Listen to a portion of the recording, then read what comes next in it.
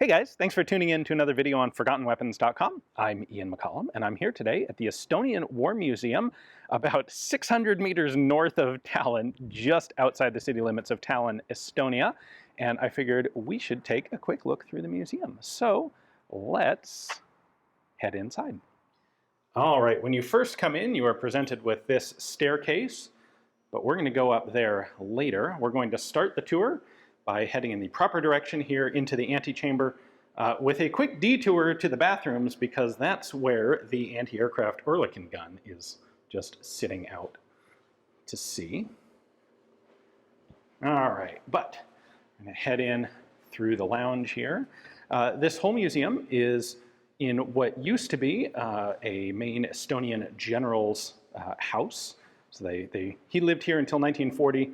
This was rebuilt after Estonian independence as the museum. So we have a fairly small initial room here covering some of the early stages of Estonian military history.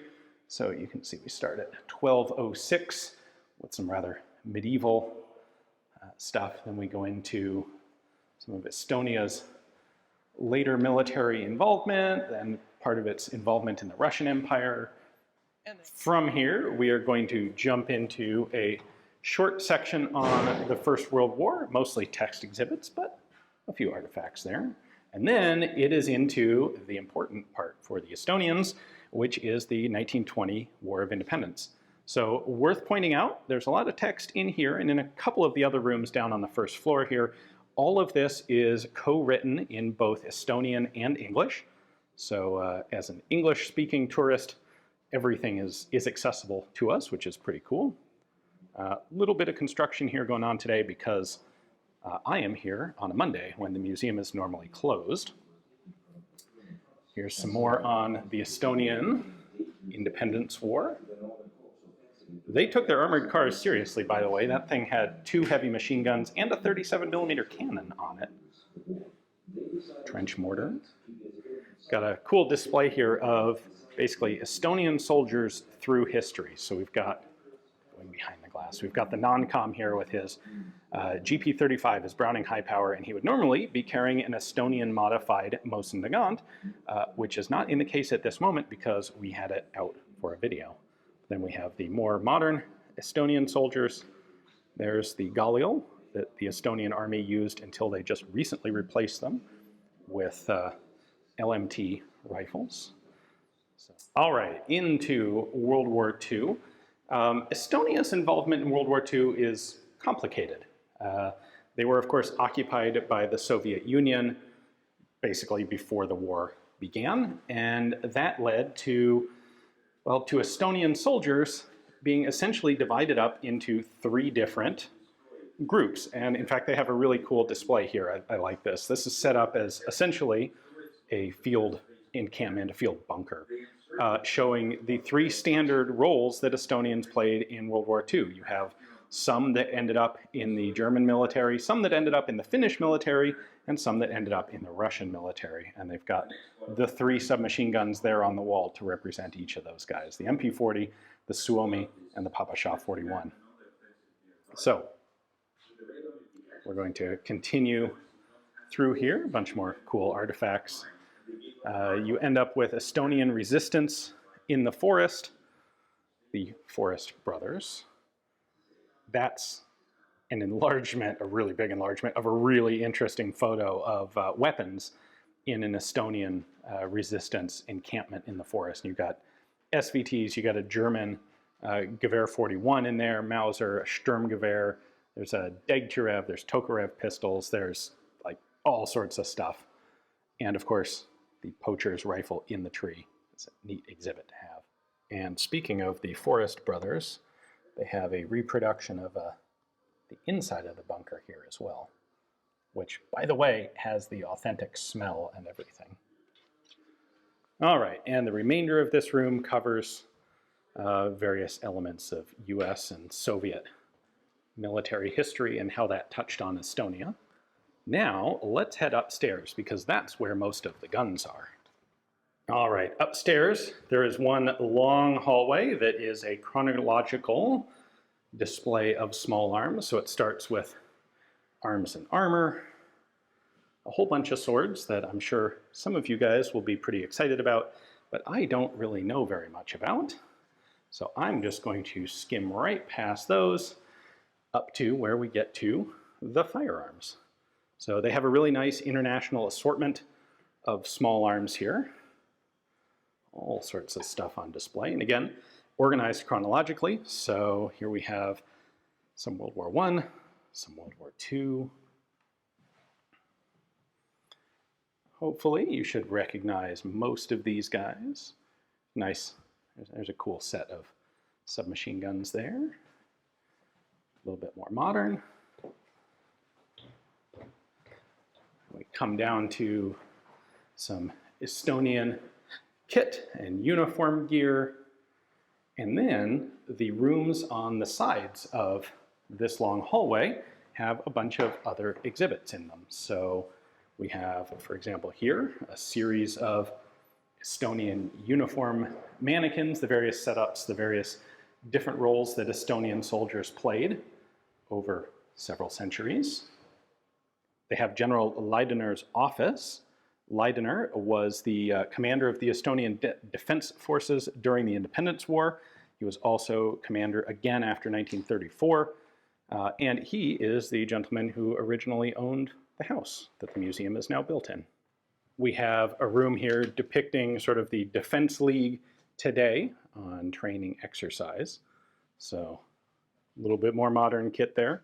Guys camped out in the forest. And then there is a really cool special exhibition here. This is running until March of 2025.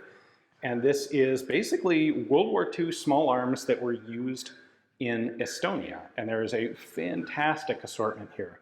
I believe this is a couple of private collectors between the firearms and the demolitions equipment.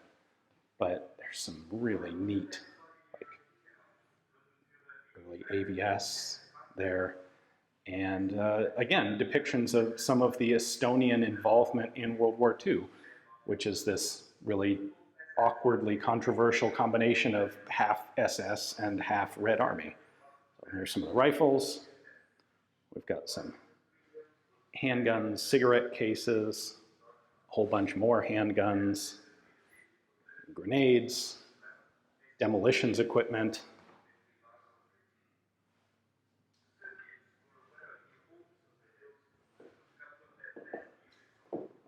All sorts of cool stuff in here. Anti-aircraft machine guns converted to ground use. Some other mines and various explosives and demolitions equipment. This is a super cool room that, like I said, this will be here until the end of March 2025. So if you have the chance to see this, definitely stop in and check it out, because there is a whole, this is a very high density room full of guns. There's a lot of stuff to look at in here. All right, so that is the interior of the museum. If we head outside here, you may have seen those two field guns at the beginning. They also have an armored train on display.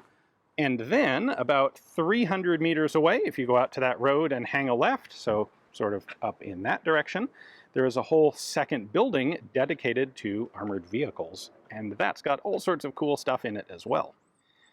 All right, so a brief hike up the hill and we arrive at the armor building. All right, and upon entering, the first thing you have on your left is Camp Krat. This is the Estonian part of Camp Bastion in Afghanistan.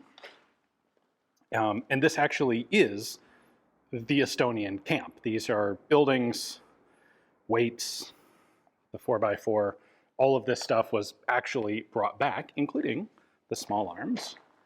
They have two saunas here.